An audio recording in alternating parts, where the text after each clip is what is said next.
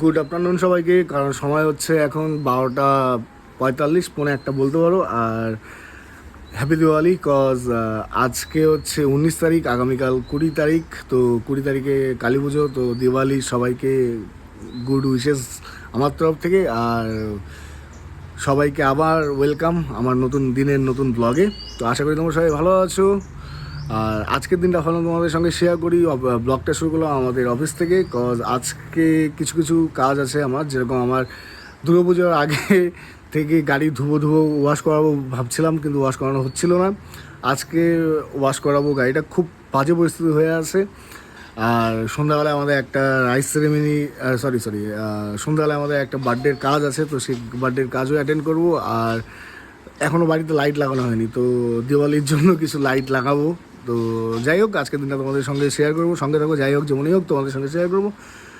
আর বলতে গেলে গরমকে বিদায়, কারণ এখন অলমোস্ট ঠান্ডা চলেই আসছে। সন্ধ্যাবেলায় স্কুটি বা বাইক চালালে ঠান্ডা লাগে। আর বেশ ওয়েদারটাও খুব মানে গরম এখন আর ওরকম সেরকম লাগে না। তবে ফ্যানের দরকার দিনের বেলা পরে, রাত্রেবেলাও পরে, কিন্তু এখন ওয়েদারটা অনেক চিল আগের তুলনায়। আন্টি আছে, আমি কাজ করছি। আর রাহুল নেই, রাহুল গিয়েছে কোচবিহারে একটা প্রি ওয়েডিংয়ে। তো কপি করি ফাইল, অ্যান্ড দেন আমি গাড়ি ওয়াশ করাতে যাবো। এই হচ্ছে গাড়ির পরিস্থিতি, খুব বাজে। মানে ভিডিও তো খুব একটা বেশি বোঝা যাচ্ছে না, কিন্তু খুব নোংরা হয়ে আছে গাড়িটা। এখন নিয়ে যাচ্ছি ধোয়ার জন্য, একদম উপরটা। তো আজকে মোটামুটি 4-5 দিন পর আবার গাড়ি মানে স্টার্ট করলাম, মানে গাড়ি নিয়ে বেরোলাম।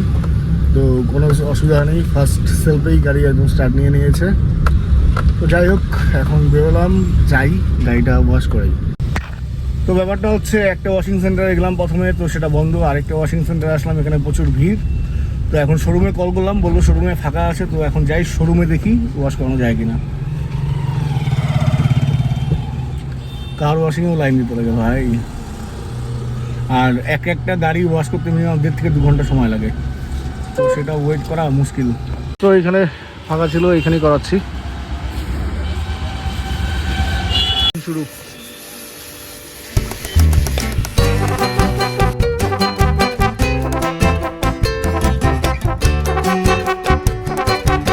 তো সময় হচ্ছে এখন দুপুর 2:50, 10 কম 3টা বলতে পারো। আর ওয়াশিং আমার কমপ্লিট, কিন্তু 100% আমি স্যাটিসফাইড হলাম না ওয়াশিংয়ে। অ্যাকচুয়ালি টাকাটাও কম যদিও। এবার অন্য কোথাও থেকে হয়তো করালে টাকাটাও বেশি লাগতো, কিন্তু 100% স্যাটিসফ্যাকশনও আসতো। কিন্তু আজকে আমার একটু তাড়া আছে, কজ বিকেলে কাজের জন্য যেতে হবে, আর বাড়িতে লাইটগুলো লাগাতে হবে। যার জন্য আমি আর কোনো চুজ করলাম না বেশি কিছু, যার জন্য আমি এখান থেকেই করালাম। যাই হোক, যে পরিস্থিতি হয়েছিল তার থেকে এখন অনেক বেটার পরিস্থিতিতে আছে গাড়ি, এটাই শান্তি আর কি। নাও হ্যাপি দিওয়ালি তোমার। ও পুতু কিছু আনছে বাবা। তুমি কোনটা নিবা, কোনটা নিবা? ইটা না ইটা কোনটা নিবা, কোনটা? ইটা নিবা?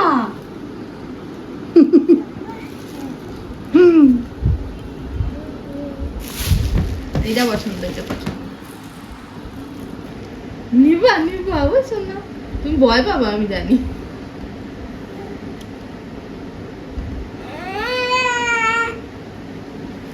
কি আমাকে ডাকে? কোনটা? এটা এটা খুইলে তো তোমার হাতে দেওয়া যাবে না বাবা। রেখে দিই কালকে, হ্যাঁ কালকে রেখে দিই, কালকে। হ্যাঁ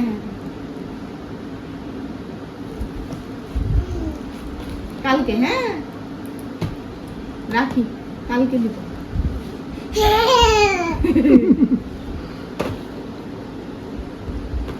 দাও এখানে রেখে দিই, কালকে বের করবো, কালকে রেখে দিই। ওই বাবা রে, দেখি ঠিক নিয়ে খেলো, হাতে দেওয়া যাবে না, কালকে বের হবে এগুলো।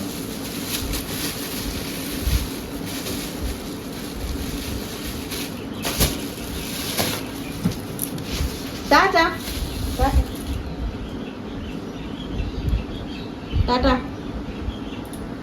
এই যে লাইট সেট করা চলছে, ইনস্ট্রাকশন দিচ্ছে মনীষা আমার বউ। কাদার মধ্যে দিয়ে দিছি।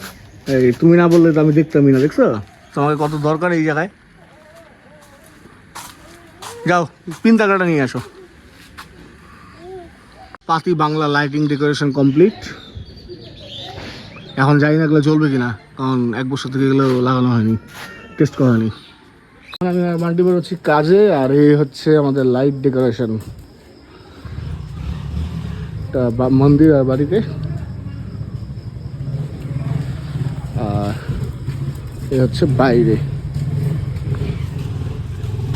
তো সময় হচ্ছে 6:27, আর এখন বেরোচ্ছি কাজে। আর বলতে গেলে একটু তাড়াহুড়োই ছিল, মানে কাজের টাইম এখনও হয়নি, 6:30 বাজে। আর আমাদের টাইম কল টাইম 7টা। তো একটা অ্যালবাম নিয়েও বেরোলাম, অ্যালবামটাও ডেলিভারি আছে। তো যাই হোক, আস্তে ধীরে যাই, লাইট ফাইট সেট করি, অ্যান্ড দেন কাজ শুরু হবে। চলো। আর আমাদের পাড়ায় এখানে পুজোর প্যান্ডেল।